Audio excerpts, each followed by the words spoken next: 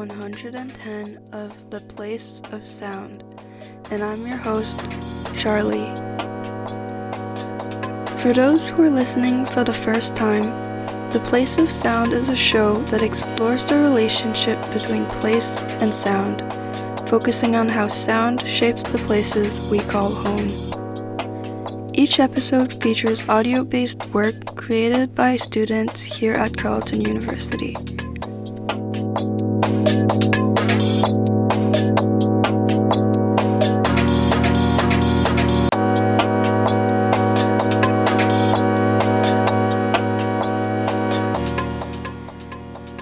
This is the first episode in a three-part series all about urbanism. The work you're about to hear was created by students from Dr. Harris-Brandts' fourth year Theories of Urbanism course. This is a collaboration between the Azrieli School of Architecture and Urbanism and Carleton University. Specifically, these projects explore a variety of approaches to urban studies and the practice of urbanism more broadly. The assignment offered students an opportunity to address what they saw as the most important theoretical avenues in urbanism by producing short audio projects. In episode 75 of The Place of Sound, Chloe, Sarah, and Jessica dive into the topic of aquatic urbanism. Today, Julianna, Lauren, and Megan discuss their own perspective of the subject. Let's hear what they have to say.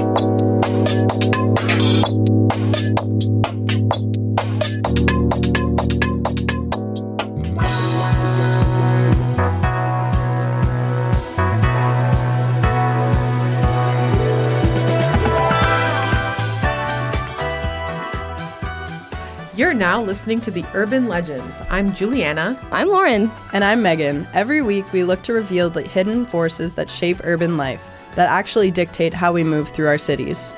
This week, we want to expand on some urban theories that you may not be so familiar with. We're looking at a force that's much more fluid, literally. We're diving into the world of aquatic urbanism. In researching for this week's topic, we found it challenging to find a perfect definition for aquatic urbanism.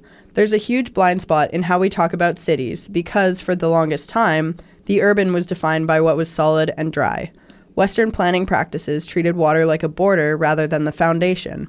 This is where aquatic urbanism comes in. It's a way of designing and building cities that treats water as a permanent part of urban infrastructure. It draws from communities that have been adapting to water for generations, and it challenges the idea that cities have to be fixed in place by imagining floating, amphibious, or highly adaptable systems instead. So, to kick us off, I want to look at a tale of two very different coastlines, Colombo in Sri Lanka and Miami, USA. At first glance, we can assume their planning practices are similar, high-rises along the coastline and tropical waters. But the way they use water to shape their future are worlds apart. Wait, I always thought Miami was a gold standard for Western coastal cities. How does Colombo compare?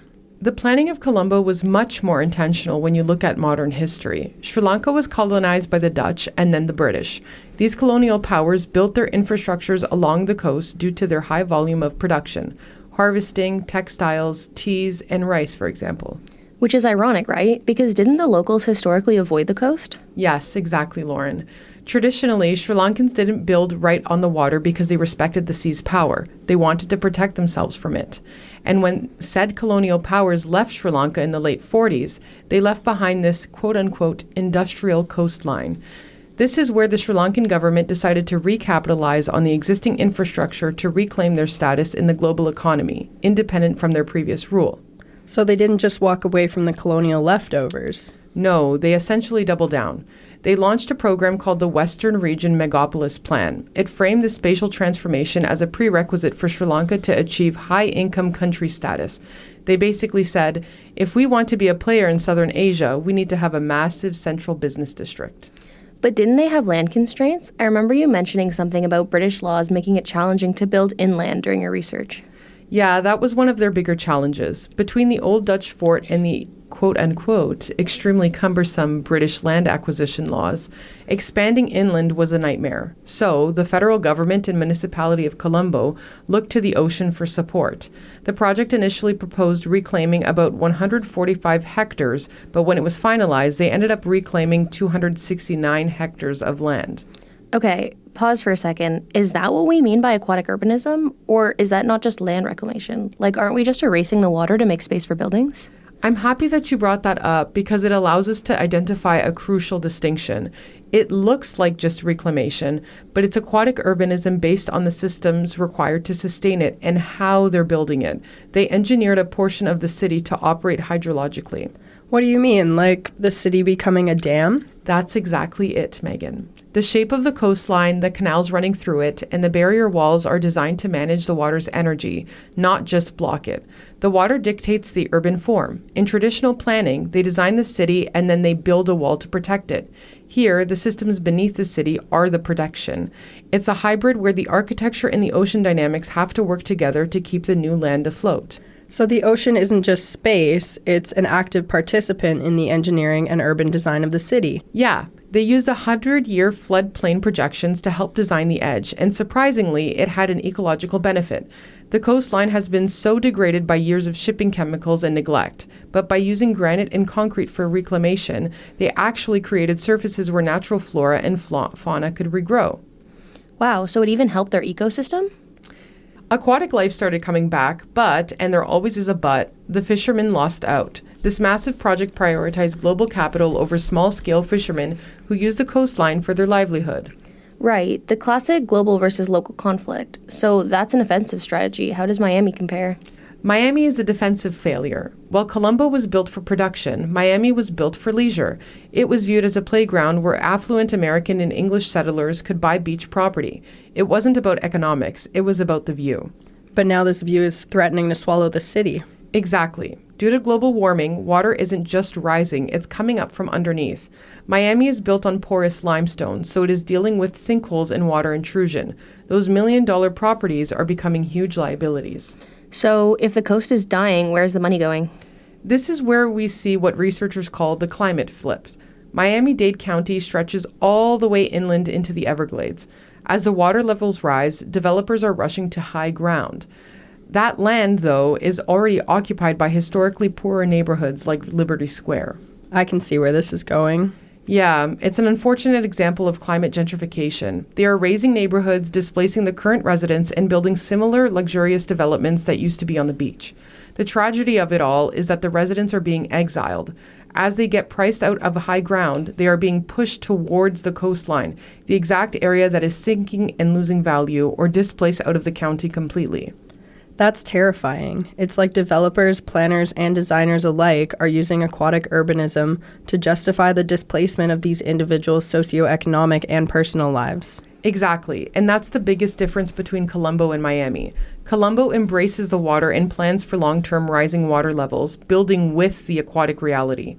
Miami ignored the reality for decades, and now they're scrambling, letting the market displace the vulnerable under the guise of quote-unquote resilience. It sounds like Colombo's approach, despite the social costs, is at least logical. It's a much more sustainable way to design the city. Miami just feels like denial.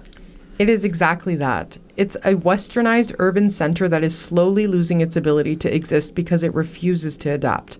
And that, essentially, is a critical lesson here. Aquatic urbanism needs to happen, whether we want to or not. Interesting. Julianna, in both of your examples, water seems to be the dictator. In Colombo, they're building into it to survive economically. In Miami, the water is forcing them to retreat. The water's reshaping the city's logic, its value, and its borders. It's not just scenery to gaze out upon, it's in charge. That's such a good point about reshaping logic, because when I first thought about aquatic urbanism, I didn't think about reclaiming land or fighting water. I thought about how do people actually live on it? Like literally on top of it? Yeah, like not moving the earth to make land, but adapting architecture to sit right above the surface. I started looking at communities that have been doing this for centuries, like Kampung Ayer settlement in Brunei, and of course Venice. Oh yeah, classic. What's interesting is that Kampung Ayer and Venice are both historic water cities, but they represent almost opposite approaches to survival. Oh, really? How so? Starting with Kampung Ayer, the village was once the primary city of the Brunei Sultanate, but with the impact of British colonialism, they've actually been pushed to return to the land. What do you mean by pushed? When the British arrived in 1906, development and economic activity were shifted onto land, cutting residents off from Kampung Ayer. They also halted new construction and restoration on the water. Since the 1980s, the population has steadily declined due to limited job opportunities and rising costs of living, because material goods have to be imported from the land, making them more expensive. So it's not just cultural loss, it's structural. The way the British reorganized the economy made staying there almost impossible. Exactly. That's why the people in Brunei have pushed for Kampung Ayer to be recognized as a World Heritage Site, but UNESCO has refused, despite arguably meeting the criteria as an outstanding example of traditional human settlement. Yeah, that's really frustrating. I feel like that demonstrates the economic privilege that's tied to heritage preservation, especially within UNESCO. Yeah, because isn't there like a crazy distribution of World Heritage Sites where most of them are located in the global north? Yes, exactly. The majority are all located in Europe. But it's also complicated because while the village is old, a lot of the buildings are new because of the degradation of older structures. So the buildings themselves aren't actually historical. The communities living there are currently at risk, but they are also highly adaptable. Which feels like an important distinction because they're vulnerable but not helpless. Exactly. They've survived for over 650 years, largely because of how adaptable they are. When houses collapse, materials are reused across the settlement, and stilted structures are incrementally reinforced with added supports as they begin to tilt, extending their lifespan. At the same time, strong collectivism and community support systems have allowed for the most vulnerable to survive. Sounds like they've adapted really well in the past, but what does their future look like? Tourism has introduced new economic activities, from homestays and eateries to travel services. That growth has supported local jobs and helped improve basic services in Kampung Ayer. So tourism is a good thing then? To an extent, tourism is the main economic driver, but it still only benefits a small group modestly. There needs to be a diversification of economic activity because over-tourism could also become an issue, as we see in Venice. So how does Kampung Ayer compare to Venice? So Venice is kind of the flip side of Kampung Ayer. Structurally, it's incredibly engineered. The entire city sits upon millions of timber piles driven deep into the lagoon floor, with stone buildings constructed on top.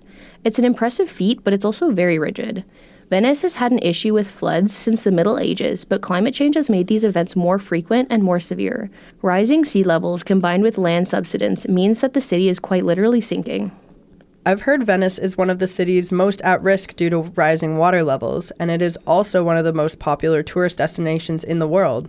Yeah, and unlike Kampung Ayer, Venice's tourism-driven economy has hollowed out everyday life, displacing residents as the city caters to visitors. Its designation as a UNESCO World Heritage Site has also shaped how flooding is addressed. When flooding became an issue, UNESCO and private committees launched a Save Venice campaign, restoring facades, protecting monuments, and implementing large-scale infrastructure projects like the Meuse flood barrier. From what I understand, the Meuse barrier isn't a very effective mitigation strategy, but it does seem like an example of how Venice responds to climate change through massive centralized engineering. Yeah, the barriers are designed to protect the city from extreme flooding events, but they're expensive, energy intensive, and they don't really address the long-term sea level rise. So it's more of a temporary fix? Exactly. It buys time, but it doesn't fundamentally change how the city lives with water.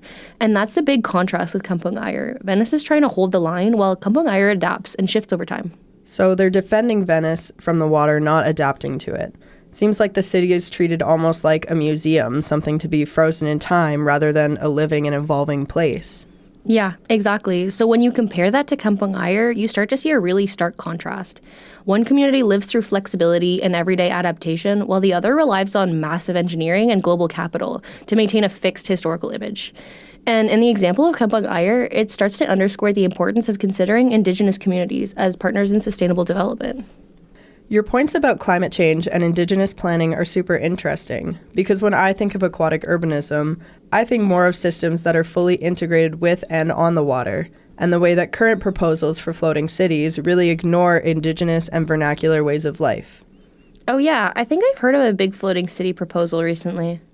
Yeah, the current proposal that is kind of making headlines right now is obviously Bjarke Ingels's proposal Oceanics, which is being proposed now for Busan, South Korea. This concept is being posed as a solution to rising sea levels as a result of climate change, and with partnership and endorsement by the UN.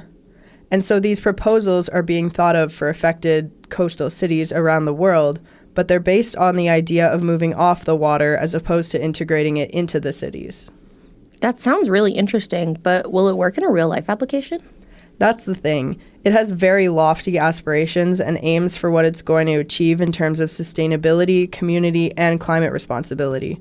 But it's very surrounded with concerns of cost, social inequity, and greenwashing. We really don't know how people will inhabit it, what communities are invited, what communities are erased, and whether the project really is a sustainable option for mitigating the effects of climate change on coastal cities. Yeah, I can see the potential for a community like this to become a way for wealthy people to segregate themselves from the land and for social disparity to grow. It's like their own little private island. I think it also plays into the concept of ownership, which is just a construct created to establish power over individuals who don't have the same capital as others. It just goes to show that the whole entire concept of ownership is kind of a sham. It really sounds like an example of the white male savior architect complex and profiting off of the erasure of Indigenous traditional knowledge and building practices. Totally. And what's crazy is that Architectural Digest is calling it the world's first floating city in its 2022 article, which I think is a very blatant erasure and disregard for the examples of Indigenous traditional knowledge which are found worldwide. I know that you've been researching more traditional ways of living on water. Yeah, a really interesting example I've found is of the Uros people of Peru, who live on floating reed islands made from materials local to their home on Lake Titicaca. Wow, that seems kind of similar to the concept of the Oceanics proposal. Yeah, except that these people are descendants of the original nomadic people of the area who arrived in the region 3,700 years ago. And so the island is simultaneously a floating village, an aquaculture farm, and an artificial wetland in one living infrastructure that has been built up over thousands of years. And it also gives back to the ecology of the lake that it's in. So the reeds improve the water quality of the lake by filtering polluted water that is discharged from the nearby Puno city. That sounds incredible, but how are these people being impacted by current issues like pollution and climate change? That's definitely a growing issue for the community there. And although the lake has been protected under the Titicaca National Reserve since 1978, the lake faces severe contamination from mining and urban runoff. The people there don't have water treatment services and sewage services on the islands, which becomes a major issue for the health of the people, in addition to harming fish populations as a major food source. Also, as a result of climate change, the lake has experienced drought conditions, and the amount of water in the lake is declining due to reduced glacial melt, shorter rain seasons, and increased solar radiation. This really affects the Uros people's ability to continue the traditional practices that they have lived by for thousands of years. Sounds like climate change is really impacting this community. Yeah, and not only that, tourism has also had major impacts on the community, like Kampong Ayer, but they have embraced the new people as an opportunity to share their way of life and make money that can be reinvested into the community. So they've managed to stay mostly self-sufficient despite modern influences that threaten their ways of life. That's so cool.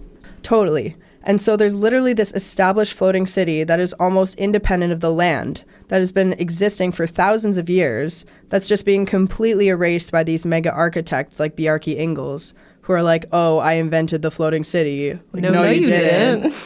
In researching, I read a quote that said, in an age of exploration for floating civilizations, the Uros offer an unprecedented example of environmentally sustainable islanding innovation, which I think is something we need to strive for in design on and off the water. Yeah, I think that's a really good closing point. I think these are all really interesting examples of how we could define aquatic urbanism because we don't necessarily have a strong, hard, and fast definition of what that is. I think these are all kinds of different ways that aquatic urbanism exists in indigeneity and also in modernity. Agreed. All of these examples happen across the world because water is such a huge part of our everyday life. Like, we need to find a way to build with it and work, plan, and manage it, especially with seamelt and especially with rising water levels. Our future is tied to water, and it will continue to become more of an issue if we don't plan for it now. I think we can say what we've learned is that aquatic urbanism isn't just about building on water. It's about whether a city treats water as an enemy, an obstacle, or a partner. And climate change is making that choice unavoidable, causing increased rainwater, monsoons, and other weather events. It will be really important for us to learn to work with it rather than against it, whether that means mitigating stormwater through infrastructure or creating floating cities. We are the Urban Legends. Thank you for listening to our podcast. See you next week. Tune in for our ASMR episode.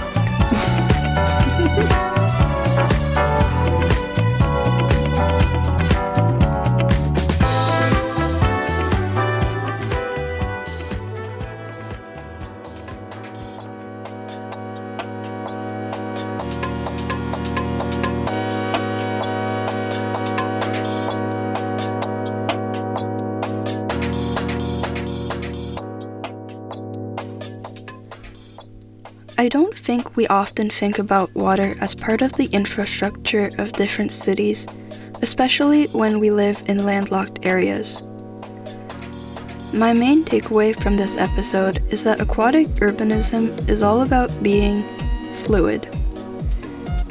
This means having adaptable designs and treating water as a permanent part of the infrastructure, something to work with instead of against. Thanks again to Julianna, Lauren, and Megan for sharing their work with us. Make sure to catch the next episode of the series in 2 weeks, where we will be discussing mobile urbanism and theme park urbanism.